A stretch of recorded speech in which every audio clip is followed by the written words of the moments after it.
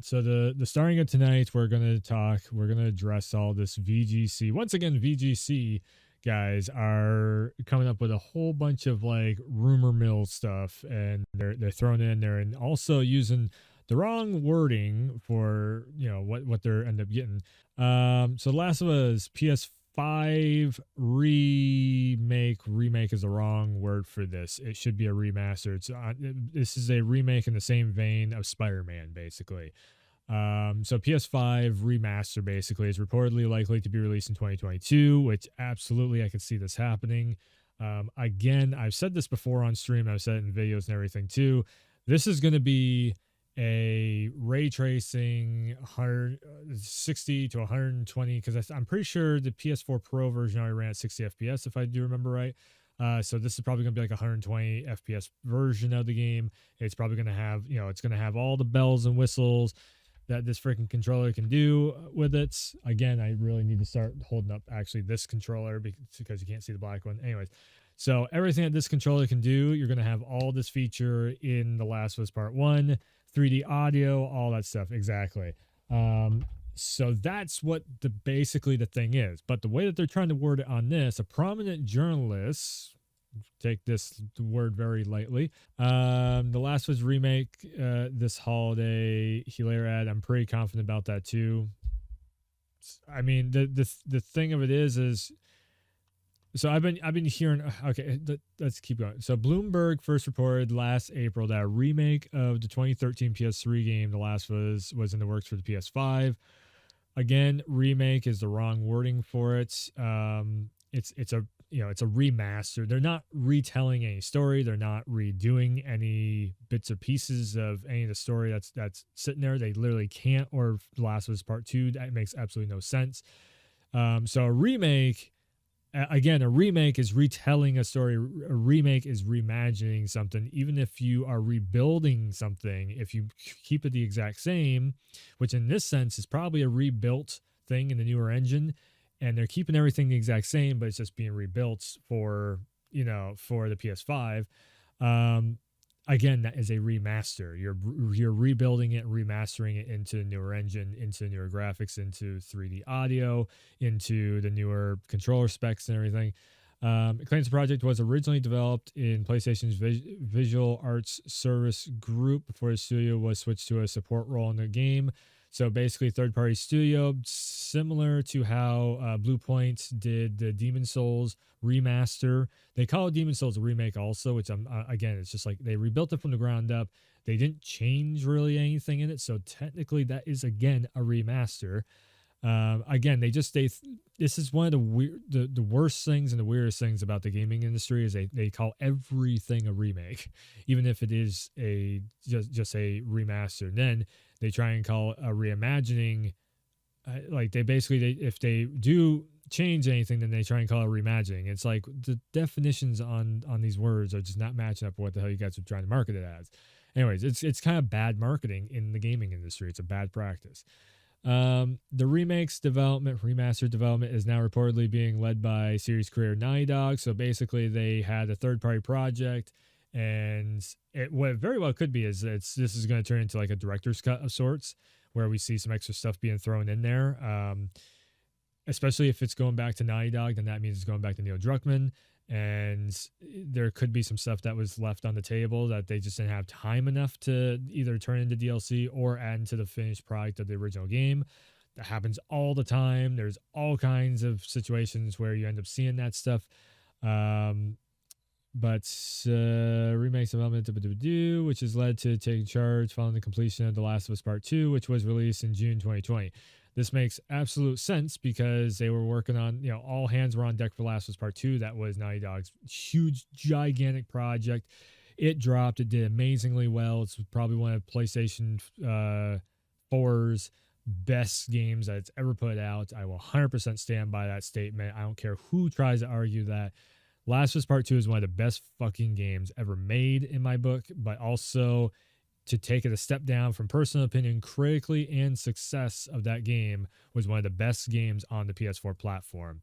Whether or not you liked it, fell in love with it, or whatever, overall, the majority of player fan base said that Last of Us Part 2 from sales up to critical reception on it and voting and rating and everything thrown in between, says The Last of Us Part 2 was one of the best games ever.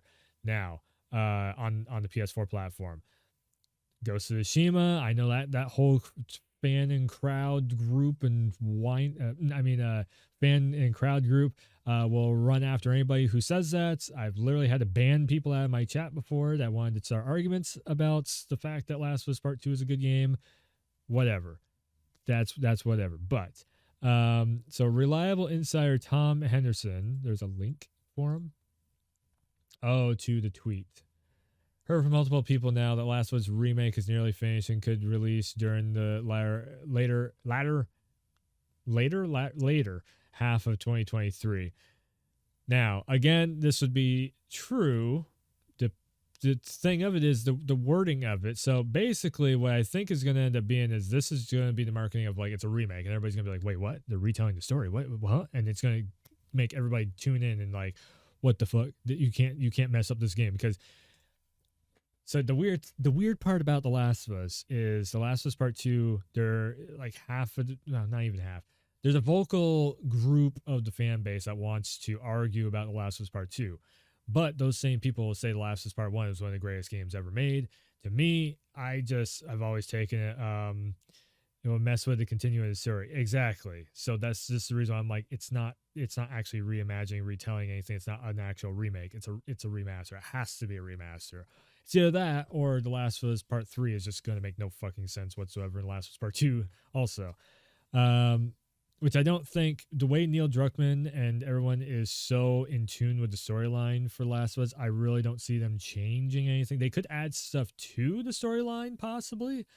But again, that wouldn't be a remake. That'd be a director's cut. That's a totally different package deal, a totally different thing altogether.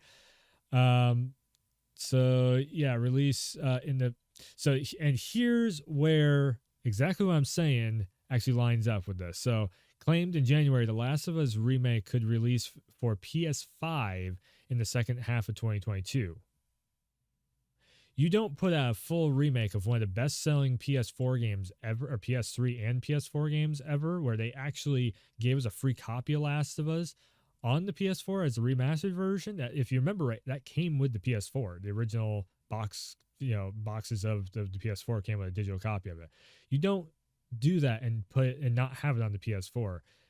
This is going to be a PS5 version of the game released for PS5 in the second half. So no PS4 version. Again, you got to read between the lines on all this shit. This is journalist bullshit. This is why I really don't like journalists at all. I know technically I am being a journalist right now. I'm like a YouTube journalist, basically. But this is the reason why because the way that the journalists try and word stuff is for headlines. They try and word stuff so then somebody will take this right here and post up to Twitter and be like, oh my God, I got the information. And it's the most bullshit thing ever. VGC also heard from our own sources that the unannounced game is nearing completion.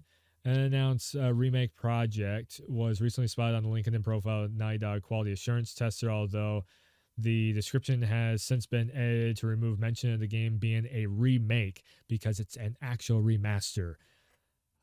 Yes, clicks and ad revenue. I mean, I'm giving them a click and an ad revenue right now going over this. So it's like one way or the other, people are going to jump in on this and they're going to get paid for it.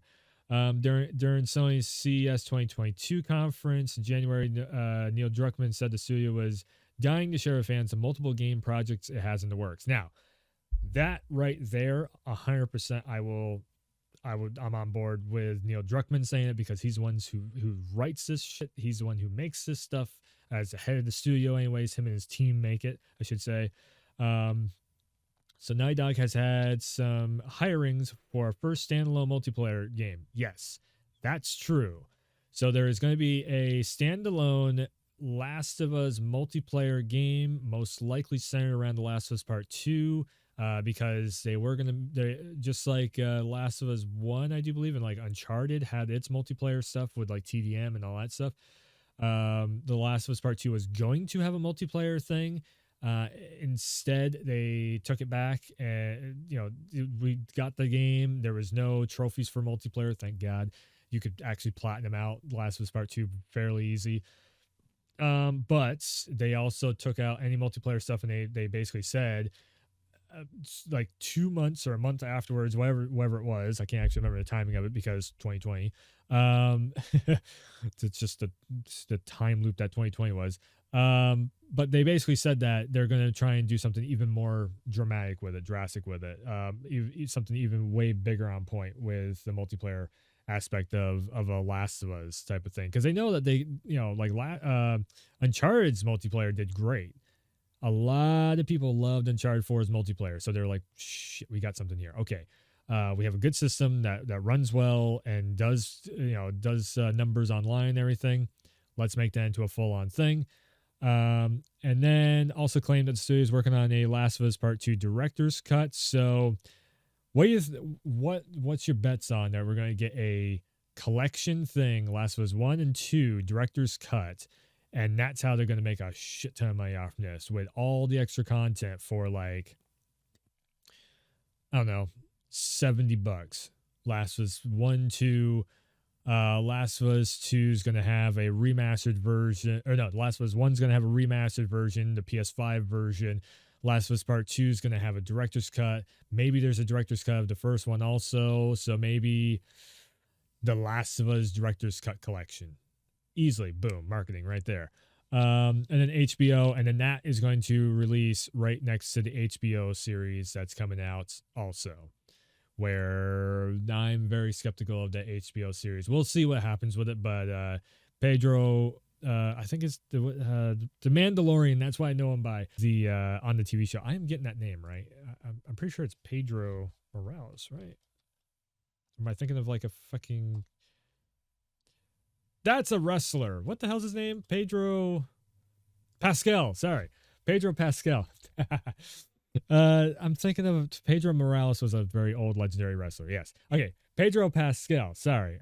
This is the reason why I'm so like about saying names. But so just to reiterate what I just said with the correct names in place this time, because this will go up on YouTube sooner or later.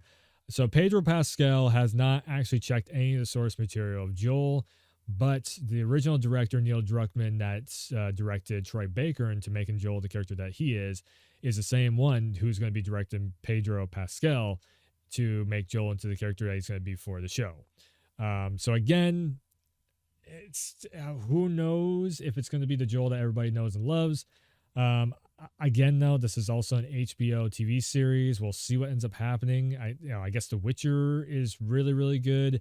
I mean, we've seen some stuff work, and now a whole bunch of other things that doesn't. Like the Resident Evil stuff is just like so far off from base. So when it comes to making games into, and I will say this again and again and again, when it comes to Hollywood trying to make games, especially whether it be HBO or Netflix or whatever, what works very well is CGI movies.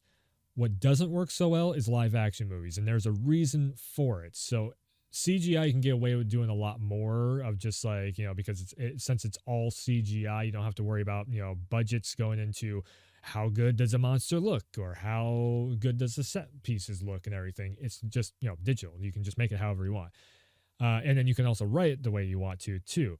Now, where Hollywood runs into the problem, and I've said this many times over again over the years, where Hollywood runs into the problems of what I hear from other writers, our video game writers that have tried to work on TV show adaptations and video game movies, is that when you have something like a video game that is, let's just say 12 hours, 15 hours long of a storytelling, you can space that out, and then you have all the interactive stuff in there, and then you have, while you're, especially with something like The Last of Us, how much of that story takes place? Like when you see the first trailer for The Last of Us, keep in mind here, how much of the story building takes place is when Joel and Ellie are just walking and talking back and forth, or they're like, like grabbing a box and putting it over here so they can jump up onto this thing over here. And you get this whole like dynamic going between the two of them. How much of that story is told there? How much of that story can they actually fit into if it's a TV show, like maybe an hour, 2 hours long of a set piece, with those two TV shows where they have to keep pacing going and everything. It's super hard to take it from a game that, I mean, essentially in a game you could just stand there and listen to the conversation happen. And in movies you can't. The characters aren't just going to stand there, or it gets boring and people go, well, what's there's nothing happening on screen. So it's this very, very hard thing of writing for it. That's the reason why it's like whenever I see, whatever the game adaptation is, I'm like, yeah, they Hollywoodified it. That's the reason why I said that about the latest Resident Evil movie. I'm like, they Hollywoodified the shit out of that movie. They squished everything together so badly that it kind of warped the way the story was told. And you're gonna have that with gaming. There's no way of getting around it unless you have a TV show that goes for 4 seasons and you have plenty of room to tell every bit and piece of the story. Like Resident Evil could use, if they really want to get a Resident Evil storyline the right way, give it a 4 season run on Netflix or something where it's all uncensored, or I guess HBO does some uncensored stuff too, where they can really span the story out. It's the only way they're going to get away with it and do it correctly. But yeah, like I said, I think we're in the middle of seeing a standalone multiplayer game, a collection of probably director's cut titles, one of them made specifically for the PS5 with all the bells and whistles of the PS5. And then because again, The Last of Us 1 was made on the PS3. So the last time it got an update was PS4 bells and whistles, which was basically just 60 FPS. That was pretty much the gist of it. Now they have 3D audio and adaptive triggers and DualSense and SSD quick time, or quick loading. If they do have director's cut content in there of extra DLC stuff, I mean, hell, the Left Behind DLC could be packaged in with that too, and make it into like an extra chapter. So instead of it being an expansion pack that all of a sudden it's an extra chapter that they couldn't fit that DLC into the original, and it just transitions smoothly into that chapter and just becomes another chapter of the game. That very well could happen too.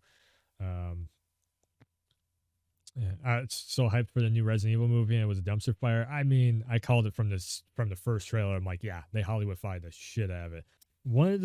Okay, 2 movies that did it right. Sonic does a really good job. You know why Sonic does a really good job? Because there's nothing there storyline to run off from. When you have absolutely no storyline to run off from, Sonic the Hedgehog's this blue little furry dude that runs across the screen, hits this fat guy in a mech suit and blows him up, and ta-da, that's basically the story of it. And then they add in Tails.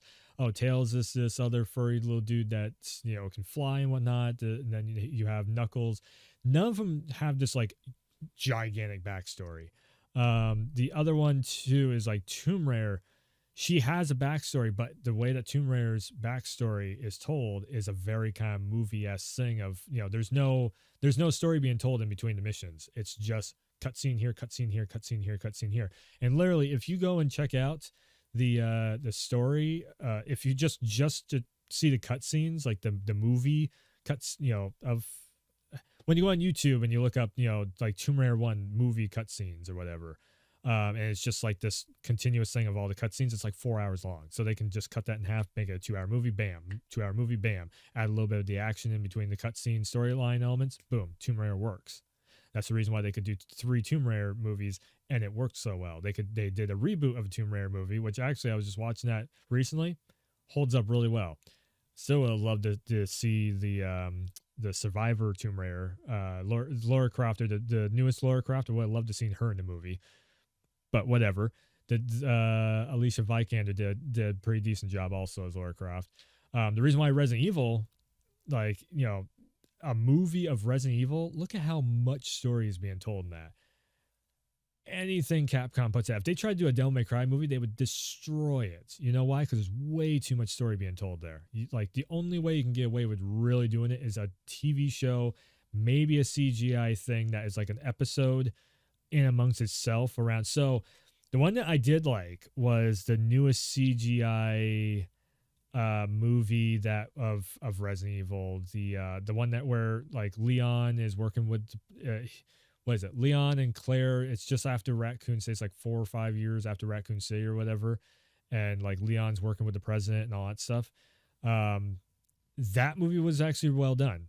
You know why? Because they had some of the let's see here, Leon from RE2 remake was literally Leon in that movie, which was cool.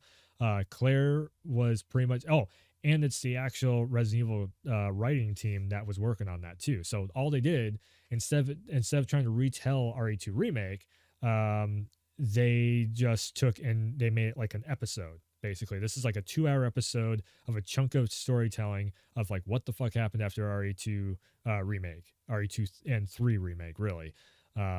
What has Leon and Claire been up to? And it's almost like it's interlude to what the next Resident Evil might be. That works because it's a standalone episode, and it's just a fill-in episode of like to get you hyped up for the next game, pretty much. That works. It's not trying to retell anything. What the CGI versions are always much better, and that's one of those things where it's like even when they have the what is it called? Revelations, Revolution? No, what the fuck? I'm thinking Matrix names. The CGI where Leon Kennedy's doing all the like the gun kata, he's shooting zombies all around and everything. People really like that because it's some kooky ass like I said, it's like a separate story on its own, and it's just an episode. So it works. Like you're getting in, you're telling the story, you have the action scenes, you have the bad guy goes down, gun fu happens, done. That's good. So yeah, that's The Last of Us.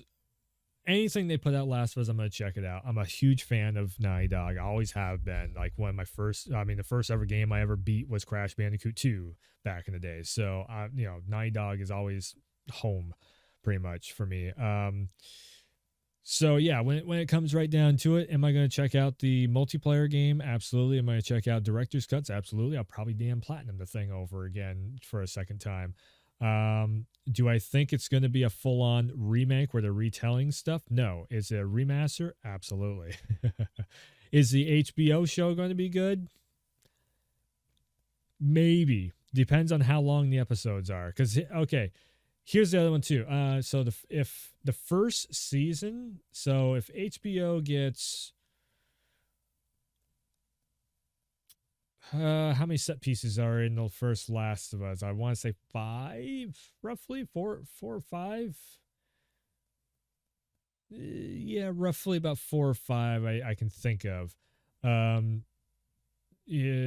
so the first few episodes, like first maybe, let's see here, first season. So first 2 episodes. Now first 2 episodes. I'm gonna say this. Okay, we're going on some big brain predictions here. So first 2 episodes, let's say that's going to be in the city. That's going to be the outbreak starts up. The first episode is going to be all around Joel being a father with Sarah, and then they also introduce Tommy in there, and all of a sudden all hell breaks loose and everything. And then we're not gonna. I'm gonna say we're not gonna see Ellie until the second episode of this series. It's a TV series, right? HBO's TV adaptation. Yeah, so it's a series. So yeah, first episode, no Ellie. It's going to be Joel, Sarah, father, Joel with the daughter, Tommy. Then it's Joel as a brother, and it's gonna build up Joel. Second episode is going to be Ellie and all the shit that she's going through with the Left Behind DLC. The second episode is going to be, because we do know that the Left Behind DLC is going to be a part of the TV show. They have had casting for, I can't remember what her name is, but the black woman that is running the Fireflies, her daughter has been casted. I can't remember the names right now because it's been a while, but since I played the first Last of Us, but Marlene? I think it's Marlene. Oh God, it's been a while. I've played so much Resident Evil since the last time I played Last of Us, and then everybody was just so fucking hyped up on Ellie and Joel and all that stuff that I started forgetting other names. I'm terrible with names, so just bear with me here. But first episode is Joel. Second episode is going to be no Joel, but it's going to focus on Ellie and how it's going to be she's going to get bits, and they're going to sit there and be like, fuck it, let's turn together, and then all of a sudden she's going to have to kill the girlfriend there, and then and then she's going to be like, oh, I got bit and I didn't turn, and then boom, that whole, there's the big plot thing, because this is made, you got to think, this TV show is not made for us that played the game. It's made for people who didn't play the game, and they're trying to rope those people into buying the collection that is going to, that what if they do come out with a collection for it. If you think about that Last of Us 1 and 2 director's cut collection, like I was saying before, that's what this show is for, is to get people roped into checking that out. The other one too, Uncharted, that they just did, that is actually Naughty Dog Studios writing it and everything, which I do believe Neil Druckmann somewhat, I think he was an advisor. He didn't work on the Uncharted movie, but he was an advisor for it. Uncharted movie wasn't bad. It just really was very loosely based upon the Uncharted 3 and 4 games.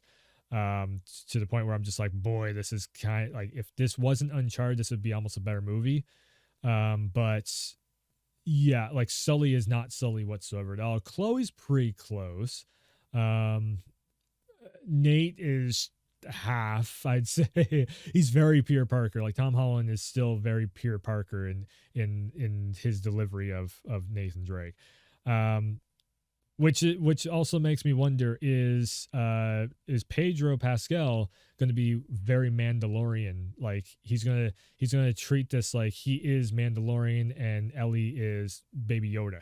I'm kind of wondering if that's going to come through in this HBO series, because that's what Pedro's, that's what he's getting his fame off from right now. That's what got him this role, is him being that very father figure like that. That could work though. That could very easily work. Although he's going to have a lot more to play off from with Ellie. If Ellie is done right, she's going to be a very tough cookie, a very smart ass girl. She's going to be very capable of handling her own right off the bat, and it's going to make, it's, if they write it the right way, that's what Ellie is. She is that very, cool as fuck, very tough, kicking ass, taking names, kind of, oh yeah, I'll beat your ass, let's go. That's Ellie. She's in your face, but also she's tries to be a bit of the loner at the same time, and Joel wants nothing to do with anything. If they have that dynamic, and then it grows by like episode 3 or 4, when they've gone through some of the sewer stuff, or maybe going through the city and all that. Also, I guess the other one too to really bring up is how much of Walking Dead influence is going to be in this, because there's going to be some. You can't get away from it now. The zombie genre in live action The Walking Dead is so fucking huge, and they've had so many seasons of it. There's bound to be some inspiration from The Walking Dead in The Last of Us TV show. So The Walking Dead really, there was a standard, and then The Walking Dead took the standard and then set a brand new standard on top of that too, because you had your Dawns of the Dead and oh Jesus, what, all the different zombie movies that were there. And even the showrunners said, like, they took absolute references from some of like the Dawn of the Dead and the oh my God, not Plant of the Dead. What the hell is the other one's called there? I never used to really watch zombie stuff. I always thought it was boring. But The Walking Dead, they just did it the right way. And then they set that new standard for it, where it's like, oh, okay, so this is how cool. Don't focus it around here. Oh shit, that's actually okay. So The Walking Dead, the way that they focused it was, they did not focus on the zombies being the main attraction. It was the survivors. If they take that inspiration from The Walking Dead and put that into The Last of Us live action TV show, this show could pop real big, because that's essentially what The Last of Us alive in the world is referencing the survivors. Yeah. So if they took, all the survivors, essentially The Last of Us that are left alive in the world, and they centered the storyline around that, and then added like the other, like the whole, like the tickers and the, all these monsters that are growing out of the plant spores that are happening and all that stuff. That's all background noise, in all honesty. Like, that is the background story that is being told, sure. And it's it's super important because it builds the world, and the world is like part of this whole thing, of the whole adventure. but it is still just kind of the background noise that is drawing all these characters together. So they have to really be, I I think Druckmann's going to be, able to bring that into live action, but yeah, humanity is the biggest threat still. Exactly. Um Also, how are they going to, cuz this is one of the things that everybody gets up in arms and starts arguing over with Last of Us Part 2 is how kind of evil or a bad guy is Joel. And again, I don't think bad guy is really like, how much evil is Joel willing to do in this TV show? Are they going to show the little more aggressive evil side of Joel, which we saw in The Last of Us Part 1, and people are so like, oh, Joel was he was an angel. It's like, dude, he tortured somebody to get information for Ellie. Instead of just like, trying to track her, he literally is like, where the fuck is she? And he literally used that torture technique that Ellie ends up using later on herself to try and get some information, and I mean, it's just, yeah, exactly, the heart is in the right place. um how much of that is going to translate onto the screen? How far can they go? Which HBO, hopefully, they have a little more leniency on how much gore and blood and especially um, certain types of contents that are more adult oriented contents. HBO is known for that you can get away with a little bit more stuff. So yeah, like how much are we going to see in the TV show? I don't know. It's gonna be very interesting to see. I'm gonna check it out as soon as I can possibly. So go check out the rest of the channel for more videos, Let's Talks, WWE content, PS2 retro rewind stuff, well, retro rewinds of all kinds of different things. Go check out the YouTube channel. I have a ton of stuff on there. I've also been seeing all the views over on the YouTube channel. It is popping off right now. It's actually doing some really good stuff. People still say popping off. Close enough. So thanks for tuning in. Thanks for stopping by. And as always, I will see ya next time.